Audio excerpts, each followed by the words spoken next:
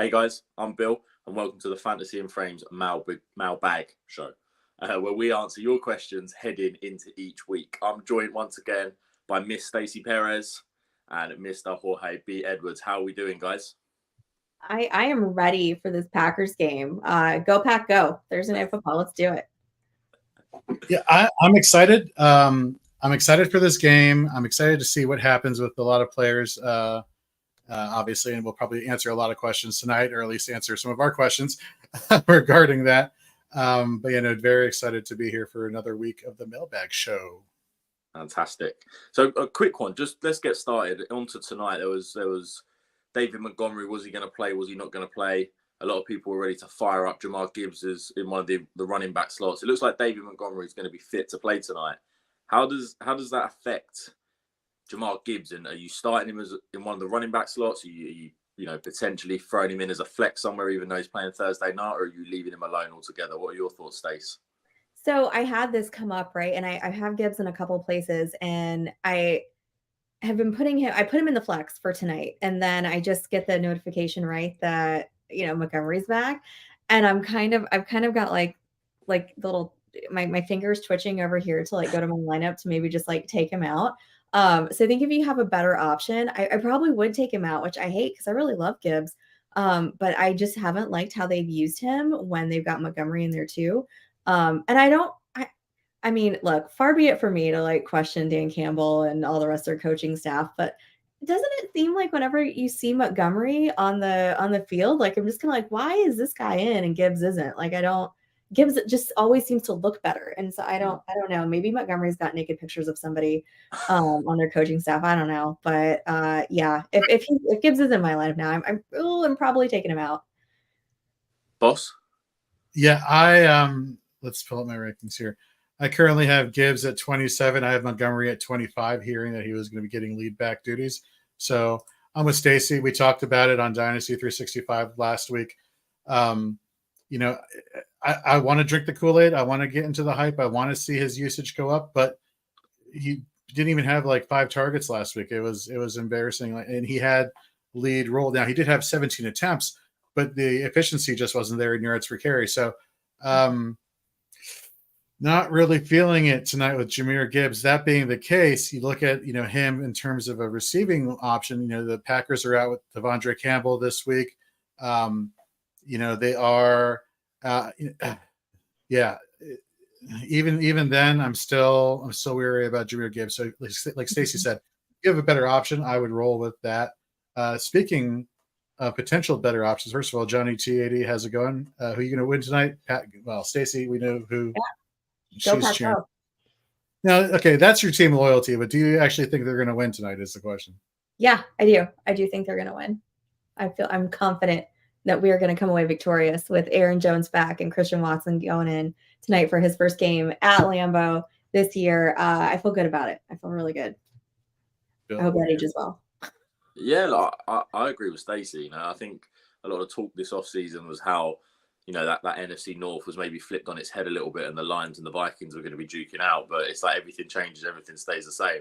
I don't think it's going to surprise anyone. The Packers win tonight and take sole possession of the division through 4 weeks, and we go, hang on a minute, isn't this just the same old story that we saw all those years of Aaron Rodgers? So yeah, I'm going to take the Packers tonight as well. I'm going to say you're a little bit of a brown nose right now, because I'm going to take the Detroit Lions. They rolled into Lambeau Field last week. Last game of the season, must-win game for the Packers, and just destroyed Aaron Rodgers, sent him off to the loss in Green Bay. They're going to come back to Lambeau tonight and be like, you know what? That wasn't a fluke. We are going to take it to you. No David Bakhtiari, who may be out for the rest of the season at left tackle. Fire up Aiden Hutchinson. Fire up a lot of your IDPs for Detroit. Just going to stick it to the back. That ages well with the enthusiasm that I'm bringing to that. Here's the thing: I don't really hate Green Bay. I don't have a thing against them. It's just sounds like it. Yeah. Are you a secret Bears fan? What's going on down there? Oh, yeah. Justin Fields is my idol. I have the jersey coming in the mail. I may have to send that back as soon as it arrives. We'll see after this week. Packers, Lions. He's got to support someone else after what happened to his Washington Commanders.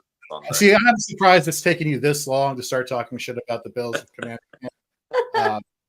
it wasn't our best performance. It wasn't like getting blown out 70-20 or 43-0, whatever it was for Kansas City and Chicago. But I digress. Yes, that was not a good showing by the Commanders. Hopefully we turn that around against Philadelphia this year. Good luck.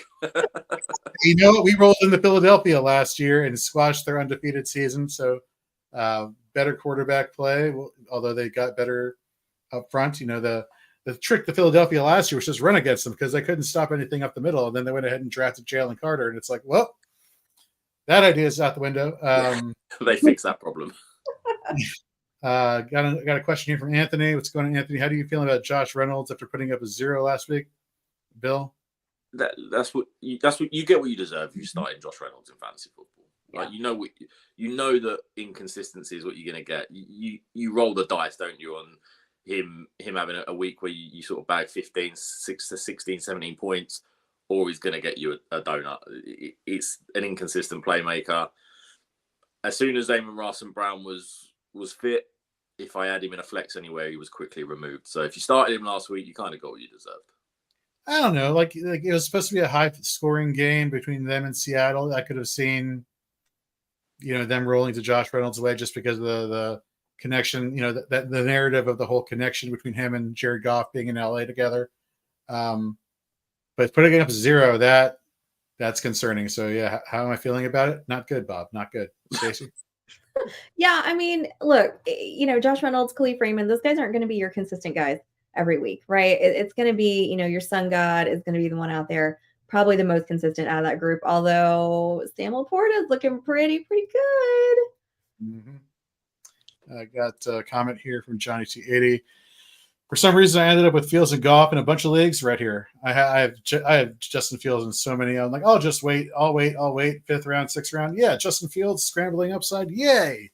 That's not even working. Who are you starting? Bill, who are you starting this week between Fields and Goff? Oh, I mean,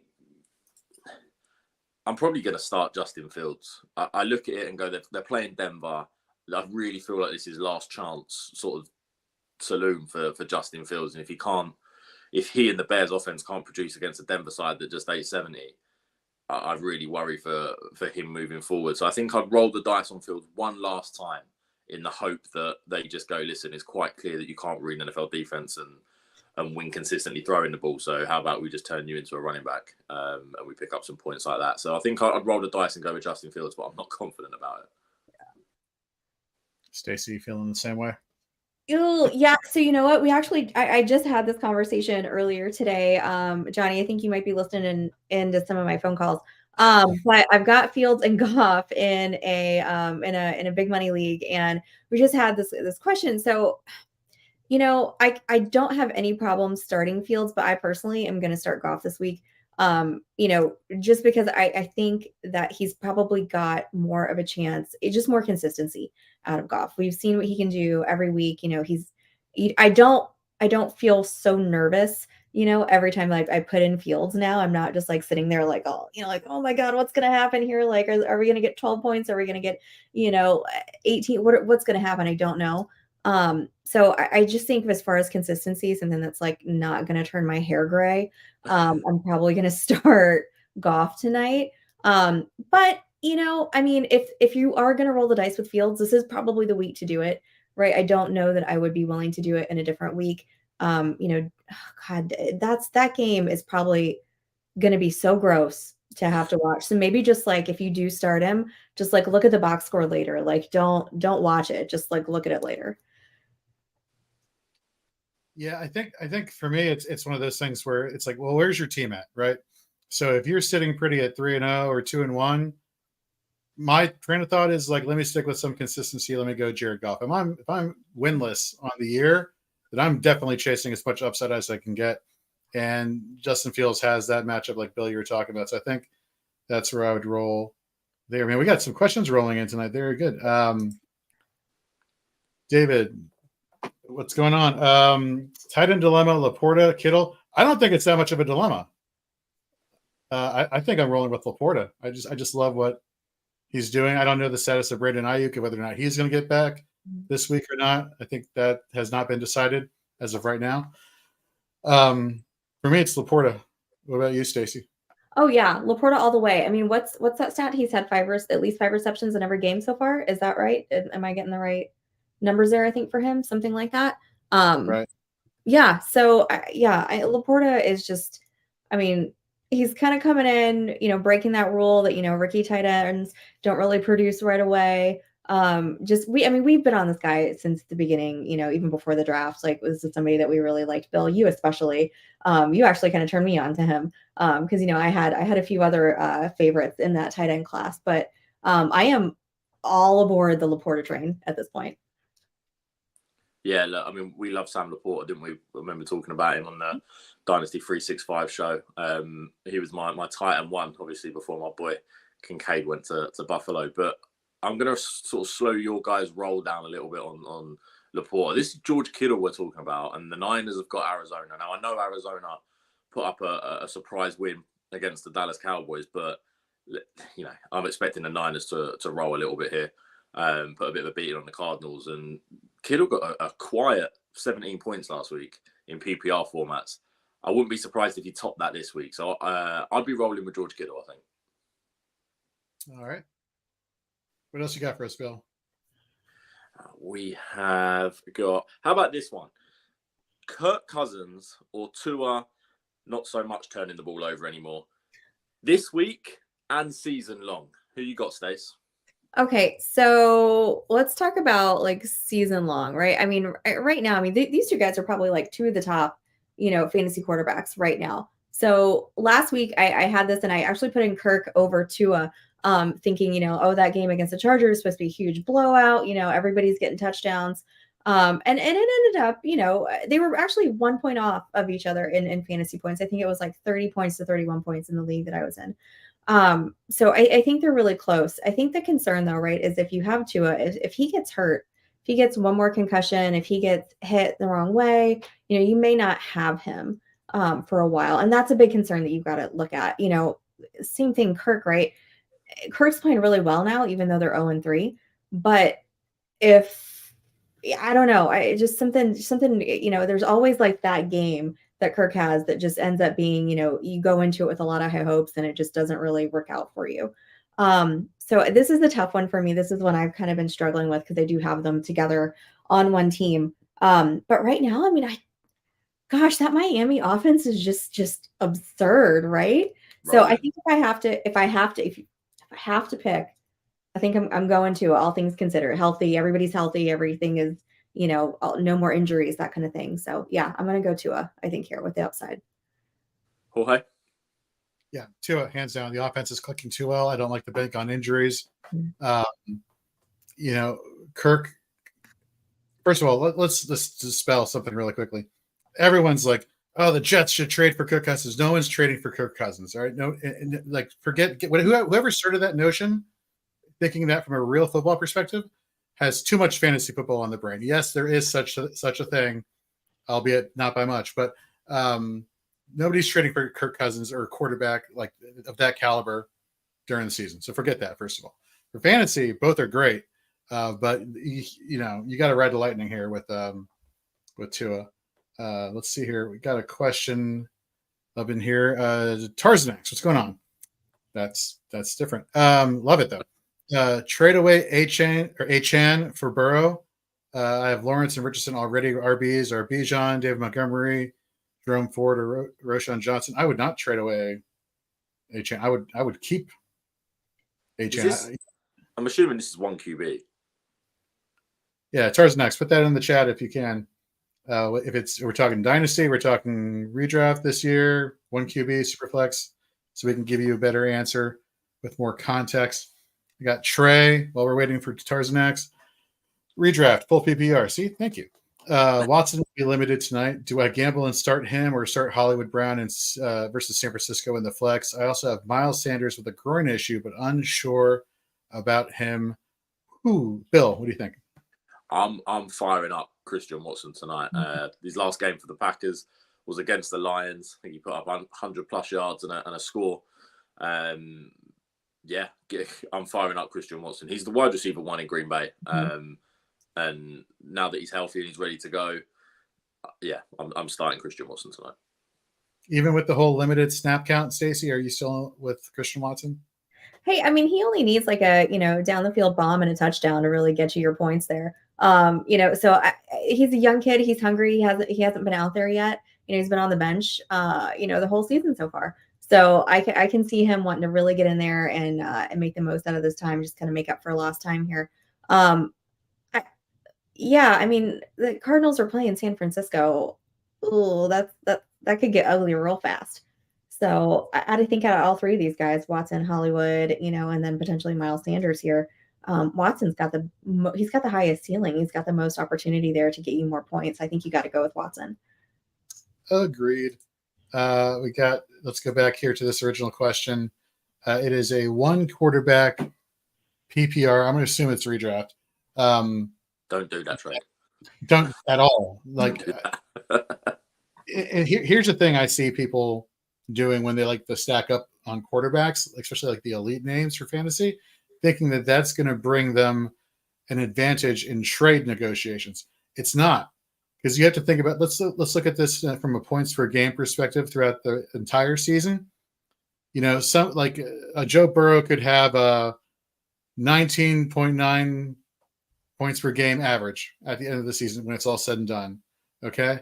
But I don't know, like a Jared Goff could have like a 17, so you're really just like missing out on like 2 points there, So is that really worth, if you're the person who you're trying to get somebody from, if you're trying to trade me Joe Burrow for somebody like a Roshan or David Montgomery or anybody that you're listing here in the question, 2 points is not enough to warrant me giving up a star player.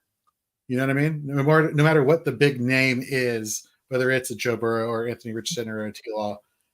So I would hold on to a Chan, not to mention running back. It's the injuries we're seeing this season. We're seeing the hamstring injuries. We're seeing the season-ending injuries. I would hold on to as many really good running backs as you can. Yeah. Okay, we got a question here. I got this one on Twitter. Let me pull up the thing here. I'll take us off screen. Okay, well here, let me take us off screen for a second. But you got no, we're fine. No, you can't see it, can you, folks? Well, I'm covering up most of it, but it's okay. The question is, do I trade Dallas Goedert for Brian Robinson Jr. or Jerome Ford? So he has Dallas Goedert. He's trying to acquire more running backs, and so one of the options is, does he target a guy like Brian Robinson or Jerome Ford? And do you think that even is a possibility? I don't think it's. I don't hate if you can get Brian Robinson for Dallas Goedert, considering that he's running backs. He's got Rashad White, DeAndre Swift there, and then Jalen Warren and Antonio Gibson seem to be his only sort of backups. If he can get that across the line, I don't hate it. I just wonder who his backup tight end is. Like, if Dallas Goedert goes, who comes in at tight end? Let me go off screen and maybe let me see here. Sam Laporte. But there's also Roshan Johnson on there that we didn't see. Yeah, see, my big head is covering up everything. So. Exactly. Yeah, so I'm with you with the Brian Robinson. Down week last week against Buffalo. That's that. But he's going to get the volume. Although I saw on the Commanders Twitter feed today that they're one of the teams who are expressing interest in Jonathan Taylor. Take that for what you will. Hopefully, knock on wood. But Robinson definitely. Jerome Ford. It's a great scenario. It's a great story. Him coming in terms of being able to walk into a prominent role, but we don't know. We had one good half against the Steelers on Monday Night Football last week. Like, what do we really know about Jerome Ford? Yeah, exactly. Versus consistency, for longer period of time with Brian Robinson. I like his thinking. He knows that he needs to upgrade that running back 3 position, but I just wonder if maybe shoot a little bit higher. See if a guy like James Cook becomes a possibility for a Dallas Goedert. Maybe let's see if we can get a down week maybe this week for Cook on the ground, and then send that offer in and see if you can pick up maybe a little bit of an upgrade at RB3 over a guy like Brian Robinson, potentially. That's what I'll be trying to do, but I am a Bills homer, so. Nice. Thank you guys. I needed to convince my co-manager. Not a problem. Not a problem. So I have a question, and I definitely want you all's opinion because it does involve a player for tonight. It involves Jahmyr Gibbs. So in this league, just to give you some context, my first 2 draft picks at the 12th spot, which again is amazing that these 2 players fell to me, were Austin Eckler and Saquon Barkley. Needless to say, things haven't exactly worked out so well in that league this year. I think they ruled out Eckler today, if memory serves me correctly. And Saquon was getting in individual practice drills today for the first time since injuring his ankle. But you got Gibbs, right? And we talked about Gibbs earlier, a little bit of a disappointment, so a lot of a big disappointment for the hype he was getting heading into the season. Or do you roll the risk with him tonight, or do you roll the risk that you go with Saquon and then come Monday morning, it's like, oh, well, he's not playing on Monday Night Football. So whose downside are you more scared of, Gibbs or Saquon? Stacy, let's start with you. Yeah, I would want some more clarity on whether or not Saquon's going to play before I do that. But with it being a Monday night, I mean, you're not going to get that. Obviously, Gibbs plays tonight. Oh, this is hard. Man. Yeah, that's not helpful. That's not helping you. If you have to decide right now, go Gibbs. I'm just that he's playing, he's going to be in there. It may not be pretty, but at least for a fact he's not going to give you a 0. Tempers some expectations there. That makes sense. Got another question from this guy named Jay Edwards. Who could that possibly be? It's a flex decision. Alexander Madison or Nico Collins. Now, keep this in mind. I have Tank Dell inserted into one of my other flex spots on the same starting roster. So that'd be 2 Texans wide receivers here. Going against Pittsburgh. We saw Pittsburgh have some deficiencies defending against the pass, as well as the wide receivers. But do you make that move? 2 wide receivers from the same team on your starting roster in place of Madison? Yeah, I do if the option is Alexander Madison. I feel like if you roll Madison in there and you bench Nico Collins, you're sort of lining yourself up to fail twice. Madison picks you up 4 or 5 points against the tough Panthers defensive line, and then Tank Dell after his back-to-back great weeks, Nico Collins maybe steals the limelight against the Steelers, and you're kind of going, hang on a minute, I've started Madison and left the 17, 18, 19 points Nico Collins got on my bench, and Tank Dell's rolled me in 8, 9 points. I would just start the Texans wide receivers. One of them's going to get you the points, right? Yeah, for it's sure. True. Got a question from an S. Perez. I wonder who that could be. Let's answer this one because I really want to answer this one. This is really, really good. Taylor Swift or Brittany Mahomes, who wins in a fight? Let me start this off because I want to save the best for last here. I'm actually going to roll with Brittany Mahomes. Do you see how energetic she gets during games? It's not pretty. It's annoying. You want to throw something at the TV. It's just so which apparently they did shots together, Brittany and Taylor Swift, on Sunday night. Anywho, she's a little bit too intense there. But in terms of getting into a fight, I'm going to go Team Mahomes here. Bill, what are your thoughts here? I know you are eager to answer this question. I mean, look, in the nicest possible way, I fucking hate Brittany Mahomes. So I would be standing in the corner rooting on Taylor Swift to kick her head in. But realistically, Brittany Mahomes ain't even going to get close. Taylor Swift just clicks her fingers. There's 100 Swifties. Clicks her other fingers. There's 100 more Swifties. She's just going to get overwhelmed by 12, 13, and 14-year-old girls. It's over for Brittany. Don't mess with Taylor Swift. Gator J, if you're listening, please cut that up and put that as a YouTube short. Yeah. Bill said, don't mess with Taylor Swift. All right, Stacy, who are you rolling with? Oh my gosh. Well, did you guys see the clip of the security outside that suite at the game? Did you guys see that? I saw it on TikTok. That was intense. You couldn't get anywhere near that suite. But let's say it goes down in the suite. As much as I don't like this, I think I gotta go Brittany Mahomes. Like she's got a little bit of the crazy eyes going on. That's what kind of gives her the edge. I mean, I think Taylor's got her in height, right? Because she's a little bit taller. But I think Brittany might. And if it's a fight, yeah, I gotta go Brittany in this. I'm not happy about it, not at all. But I think I just gotta be realistic here. Let's have it right. We'd all watch it, though, wouldn't we?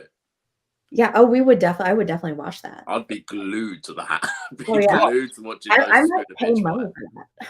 Yeah, that is that. Yeah, forget the provable skills challenge. Let's watch that one.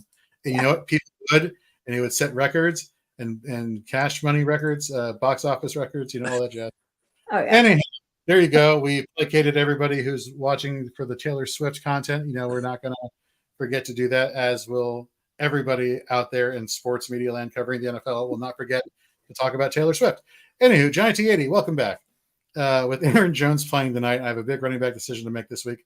Pick 3. Aaron Jones, Zach Moss, DeAndre Swift, Jerome Ford, and Kyron Williams in a PPR.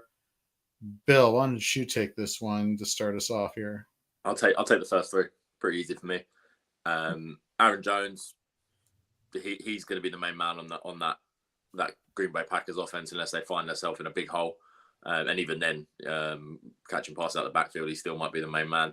Zach Moss, this is the Zach Moss that the Bills thought they were getting in Indy the last couple of weeks. Jonathan Taylor's still out. There's just no one behind him that's going to do anything.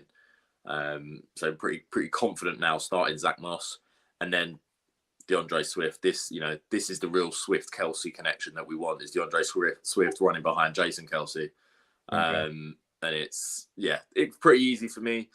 I wonder about Jerome Ford. I think people sort of see how easy Nick Chubb makes it look running behind that line. They don't realise that Nick Chubb's probably the best pure runner in the NFL scene in the last 10 years. And Kyron Williams, I'm telling you, I said it last week, it's coming. I don't know when, but Zach Evans is going to take that backfield over. It's coming, and I'm not rolling with Kyron Williams. Stacy? Yeah, I think Bill's absolutely right. I mean, Aaron Jones, obviously. Swift, I don't know how you don't start him right now, given how he's performed so far. I think he sticks in your lineup until something terrible happens. Hopefully it doesn't, knock on wood over here. And then Zach Moss for sure. I like Jerome Ford. I've got him stashed in several places, but I think I need to see more there, and kind of the same for Kyron Williams. I think that's too much of a little bit of an inconsistent, backfield there for me. So if I've got to take those three out of that group, yeah, Jones, Moss, and Swift for me for sure. Yep, absolutely. Cosign. Cool. Let's get some more questions going here. Just to give you guys who are watching an FYI, we normally keep this to about a 30-minute show. That way you have plenty of time to get your lineups ready heading into Thursday Night Football. But if we have questions, we, of course, will stay on and answer your questions, because you all are the reason why we do this, and we appreciate you coming here and asking your questions. And again, don't forget to head over to our YouTube channel, like, subscribe, hit the notification bell, because we have content coming out every single day practically, as well as make sure to watch tomorrow, because we have Dynasty 365 and Shoot the Gap got pushed back from yesterday to tomorrow. So look forward to that starting tomorrow night, and our pregame show on Sunday from 9 to 12 p.m., as well as head over to fantasyandframes.com to check out our rankings and articles, starts and sits, you name it, offense, defense, we got you covered. But before we do that, let's get into another question here. Stacy, you want to take this one? I believe we have it.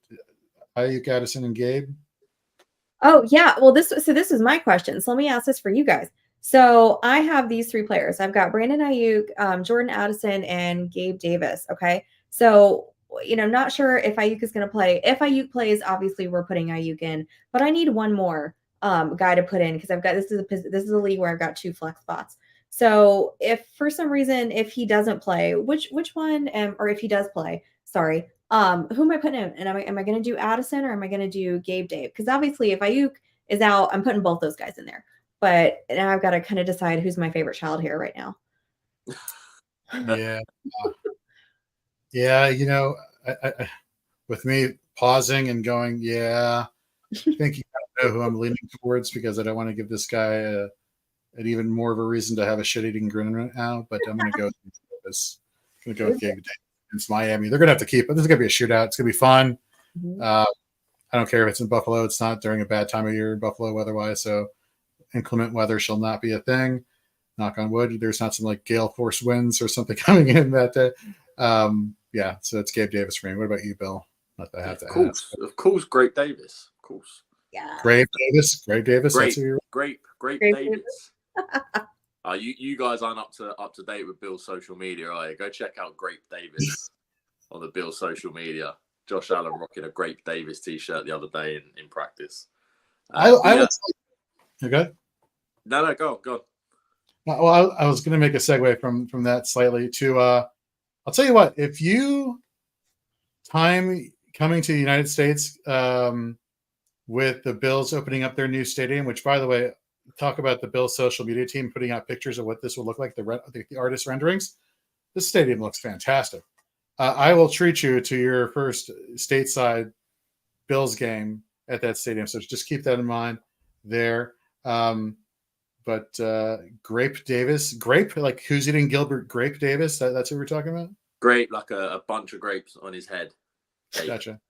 Now, so I know you got that reference. Bill, did you get that reference with who's eating Gilbert Grape? No? Did not? Okay. Leonardo, one of his early roles. Check it out, people. Anyhow, last question for the show tonight. We got here Anthony Richardson or Lamar Jackson this week. For me, if he clears the concussion protocol, it is Anthony Richardson. Lamar going against Cleveland. That Cleveland pass rush is no joke versus Anthony Richardson going against the Rams. Again, Aaron Donald, Byron Young is a name that people should be paying attention to. He's had a sack in every game for the LA Rams. That notwithstanding, give me Anthony Richardson. I still think is ironically, I'm using the argument of scrambling upside for Anthony Richardson, knowing that Lamar Jackson is also a person who does it. But Lamar and Monken's offenses have been a little bit more pass heavy, So if we're really going to be pulling strings here, like I like what they're doing with Anthony Richardson a lot more on offense than what Lamar is doing. Even though Lamar is one of the best quarterbacks in all of fantasy, I still think they're going to have more of a balanced attack with the Ravens than I do Indianapolis, which is something I never thought I would say years ago. Am I off my rocker, Bill? What are your thoughts? No, I agree with you, and I thought it was going to be a little bit hot takey, but I think we're on the same kind of thought trajectory there. With if Richardson's definitely starting, if he's not questionable, if they're not going to give him another week and let Minshew sort of continue the show after the win, I'd be going with Anthony Richardson, because even though we've seen him, be pulled off to the sideline in his first two NFL starts, the rushing upside and his ability to find the end zone with his feet, he doesn't need to play a full game. He can play half a game and still bag your sort of points in the mid-20s. So I'm rolling with Anthony Richardson if there's no doubt that he starts. But if he's questionable or if it's a game time decision or anything like that, then I'll just plug Lamar in for safety. But upside shot, Anthony Richardson. All right, Stacy, are we both crazy? What are your thoughts? No, you're not crazy at all. I just like the matchup better for Richardson. They're at home against the Rams. Obviously you have to look for, worry about Aaron Donald a little bit, but I would be less worried about him than I am about that Cleveland defense, which made it into the waiver wire column. So if you read that and you picked them up, good for you. But yeah, I would prefer Richardson, I think, out of those two options right now.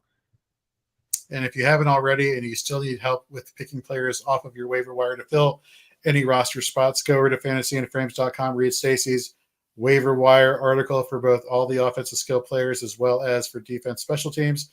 As we've seen after week 1, DSTs actually matter. Ugh, that just pains me to say that, being an IDP person. IDP waiver wire is already out there. Starts and sits articles will go out tomorrow afternoon, so stay tuned for that at Fantasy and Frames. And then if you're on TikTok, first of all, if you're following us on TikTok, which you should be, thank you. Because when we put out waiver wire stuff or starts and sits or any type of video content that revolves around the graphics we make for these articles, we're talking 500 to some even close to 1,000 views on some of these things. Thank you. That is awesome. Please do that on YouTube as well, or Instagram, or where other social media accounts that you're on. We're probably there. as well as head over to our website. Rankings should be out tomorrow for IDP as well as offense and half PPR. No, this has been a lot of fun. Thank you, everybody, for tuning in. Stacy, any parting words before we get ready for Thursday Night Football? Go, Pack, go. This is your last chance to take a shot at the Bills-Commanders game, because then we're on to week 4 properly. No, look, I'm already on Squish the Fish. Can't wait for Matt Milano to reintroduce himself to Tua. Go Bills. Go Commanders. Awesome. Hopefully we don't have to start Kirk after that game, Bill. Yeah, way to go starting that one. Okay. All right, folks, thanks for tuning in. We'll see you this time next week. Y'all have a good night.